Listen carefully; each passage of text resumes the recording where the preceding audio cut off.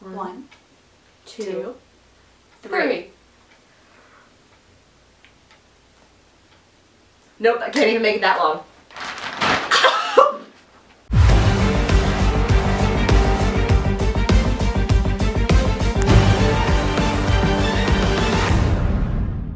So I'm super glad that Kira wasn't at the school stabbing Scott, but who did Kira just stab on Melissa's kitchen counter?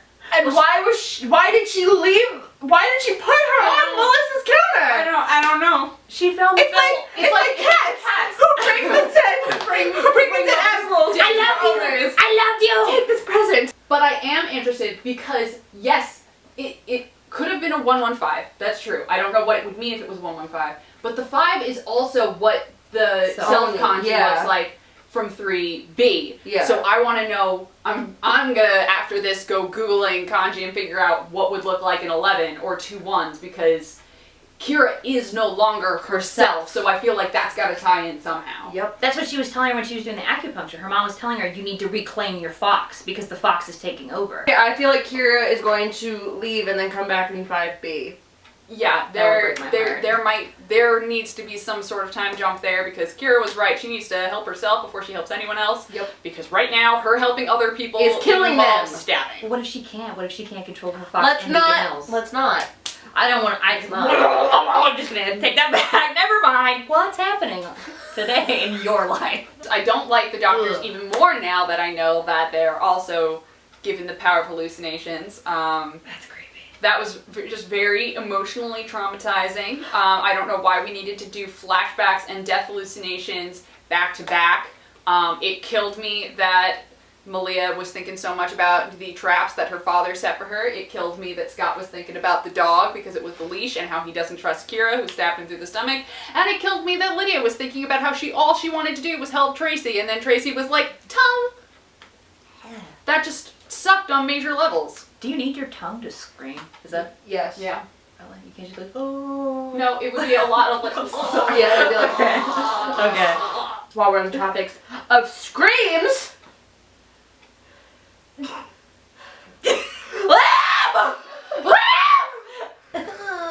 Try. No, you gotta try. The one part of the episode that was real, aside from Styles, but Styles got his shit figured out, so that's fine. And of course, we know that it had to be your favorite character and my favorite character. Those two things, They were real. They were real. Those had to be real. That's real. That is a real thing. That's where the money's at. They know Real that's where thing. our hearts are, and they were like, no, let's put it in an episode full of other hallucinations, so that they'll brush think it off. it's And then hallucinations, they'll watch but the it's episode really and not. be like, It's not. It's all real. It is all real. Liam is strapped to the floor at the doctor's freaking experimentation room, and he's getting his blood drained and sucked out and who knows what else.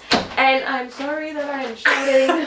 And Hayden is there getting cut into and who knows what else. Okay. And he has to sit there and watch it. And But while we're talking about that, this was the episode that someone was supposed to come back. Now, if we put together the fact that there was supposed to be a returning character tonight, and Holland's comment at one of the conventions that whoever came back had a really funky mutation. prosthetic, You're so right. then we're pretty sure that whoever is The doctor. the returning character is probably that doctor who we got to see without his helmet on. True. Who had a warped back of the head. I don't know what that means, but my money is back on Gerard. I don't know if Gerard was that tall though, because he was not standing next to anyone who wasn't also a mutated supernatural doctor creature, so I cannot gauge how tall he is in regards to Scott. I remember Gerard being shorter, looked like but Gerard. the entire last season we saw him, he was in a wheelchair, so Also, I don't if know. he had mutations done, who says he couldn't have sprouted a few inches? They're all wearing like platform Slipknot. They're all very stylish. As much as I hate him, I pray for the return of Gerard because I need that storyline Finished. to come to a close, because right now I'm just like, did Chris lock him in the apartment when they left for France? Like, where did you check him into a hole? Where did my dad? What happened?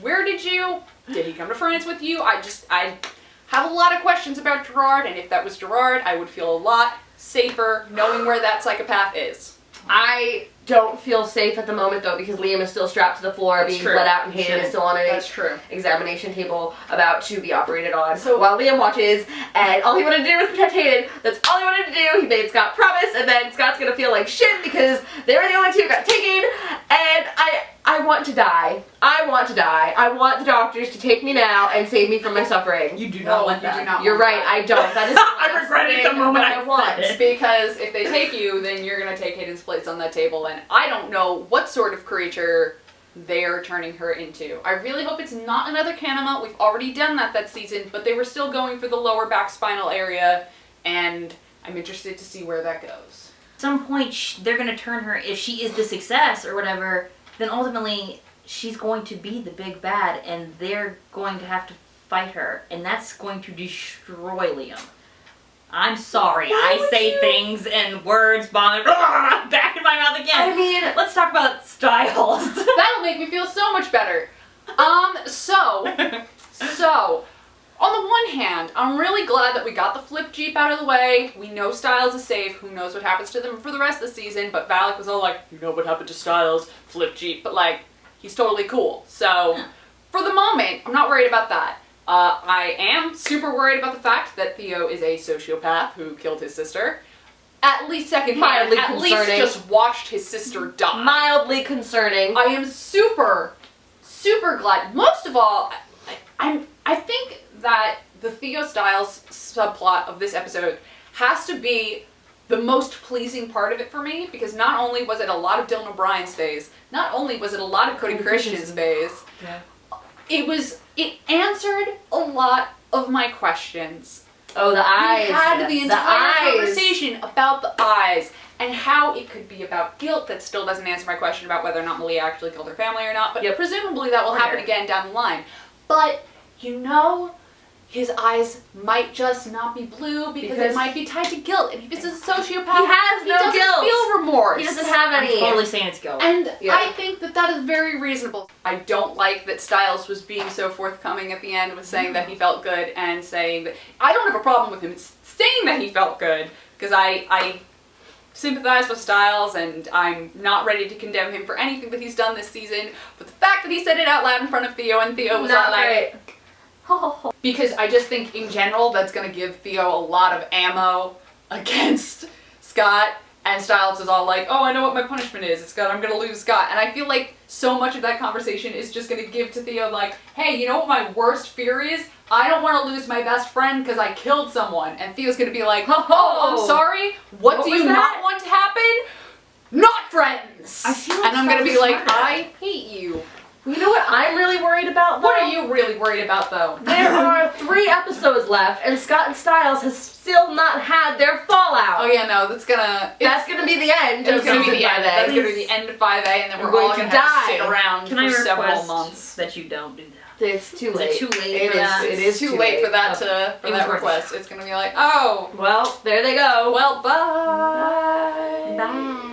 We still know nothing about Parrish. We just know that he got away again. We know the only thing we know is dumb. All we know about Parrish is that he occasionally likes to light himself on fire, and he steals dead bodies. And he likes to hallucinate Lydia kissing him. Yep. Which was a disgusting scene, but also incredible. I wanted it, and we got it. Incredible. Was that Holland in that I think so. burn Yeah, makeup? it was. That was awesome. Props to makeup, because that was amazing. God, I'm sorry. I'm just very emotional about Lydia's full circle into hallucinating and being the burn victim making out with the freaked out person instead of being the freaked out person making out with a burn victim. She's just come full circle, and I need someone to Tumblr parallel that for me. Get on that. Hopefully before this video goes up, because I'm shit at making gifs. Get on it. My baby's gonna be tortured! Oh! We did a lot of that. Do you have anything else to say about that, or?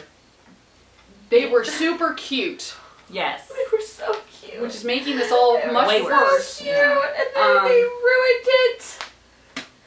Mason was being super helpful for a little Mason! bit. And he's doing his own work, and that's, I love that. Like, Listen, Mason is literally like on his own, being his own little detective, and I love him so much. but see, they told him, they were like, no, you're not in the club. But he's just like, that's cool. I can be on the outside and just come with my notes and just show y'all and help you and save Alpha McCall. Thank you, son, because you saved my man. I appreciate you.